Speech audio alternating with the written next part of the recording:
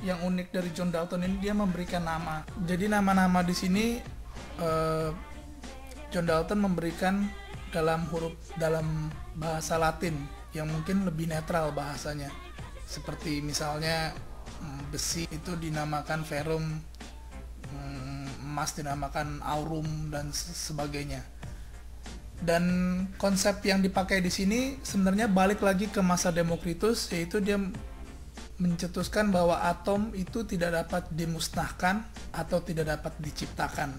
Dan ini jauh lagi mundur kepada masa Demokritus, di mana dia mengungkapkan idenya, dan itu baru dikenal atau baru dilihat kembali pada tahun 1803. Dan ini terpotong sekitar 1000 tahun lebih. Kemudian setelah John Dalton muncul satu lagi yang sangat unik yang menjadi dasar tabel periodik kimia yang modern sekarang, yaitu Mendeleev. Kenapa? Sebenarnya masih banyak lagi urutan saintis yang lain, tapi yang saya mau fokuskan di sini adalah pada Mendeleev. Kenapa Mendeleev itu unik? Karena dia menyusun ini berdasarkan sifatnya. Jadi dia melihat satu kesamaan sifat dan dia menyusunnya secara periodik. Itu kenapa dinamakan tabel periodik.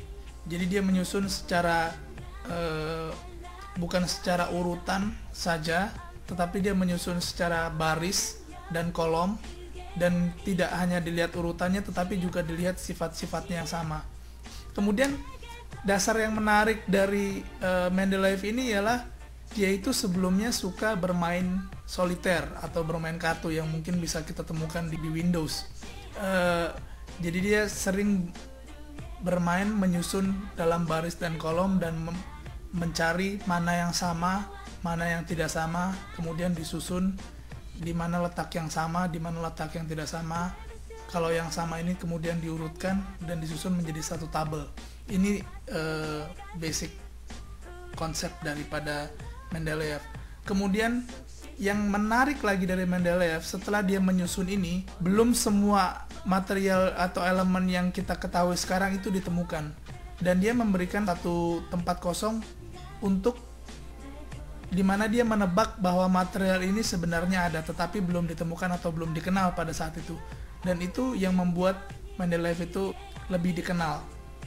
Dan bukan itu saja, tetapi dia bisa memprediksi masa dari benda itu, memprediksi sifat dari benda itu, bagaimana titik didihnya, bagaimana dia sifatnya di antara yang lain, karena seperti yang saya tadi bilang, itu sifatnya itu berkala. Jadi kalau kita lihat tabel kimia dan kita lihat misalnya kita ambil satu contoh titik didih, kalau kita susun berdasarkan tabel kimia, itu sifatnya akan periodik dalam arti begini. Kalau kita susun berdasarkan titik didihnya, dia akan pertama naik, kemudian dia akan turun, kemudian dia akan berulang kembali, naik, kemudian turun, naik, kemudian turun. Seperti itu. Jadi sifatnya itu periodik, berulang. Kenapa sekarang kita lihat bentuk dari tabel kimia itu seperti yang kita lihat sekarang.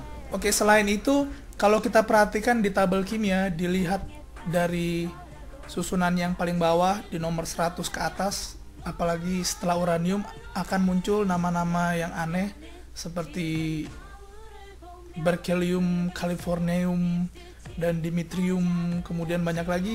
Ini kebanyakan dinamakan berdasarkan penemunya atau tempat di mana dia ditemukan, di Berkeley atau di California atau Bernstadt atau di tempat-tempat yang lainnya. Kemudian ada material, ada elemen-elemen yang tertulis di situ. Kalau kita lihat di slide ini, UUN, UUB, dan selanjutannya, ini adalah material-material yang belum ditemukan atau belum diisolasi.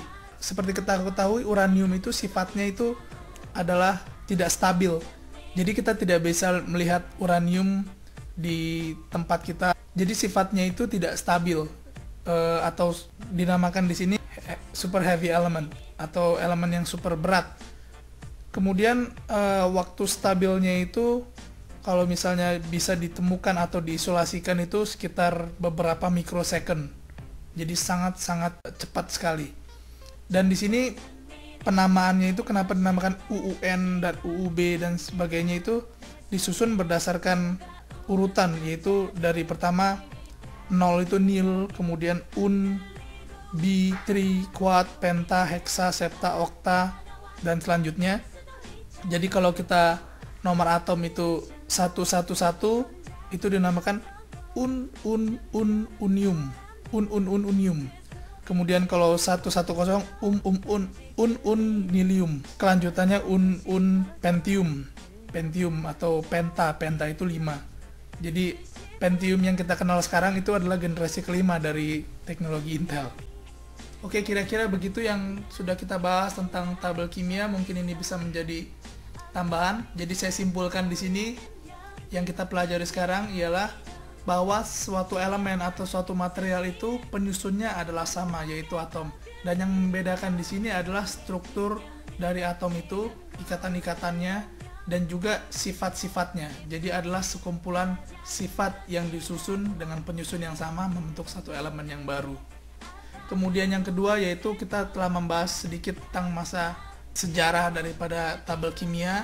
Ditemukan konsep tentang atom oleh Democritus, kemudian Dalton dengan penyusunannya yang simple, kemudian disusun dengan tabel periodik yang kita kenal sekarang oleh Mendeleev, di mana dia menyusun berdasarkan nomor atom atau berat dan juga berdasarkan periode dari sifatnya. Kemudian dia juga dapat memprediksi atom-atom apa saja yang belum ditemukan, dan juga sekarang kita lihat tabel periode kimia yang modern yang sudah kita kenal sekarang. Begitu kira-kira kuliah kita kali ini. Kita akan bertemu kembali di kuliah Ikastara atau Kulkastara berikutnya dengan topik-topik yang lain yang lebih menarik dan lebih informatif. Sampai jumpa di Kulkastara selanjutnya.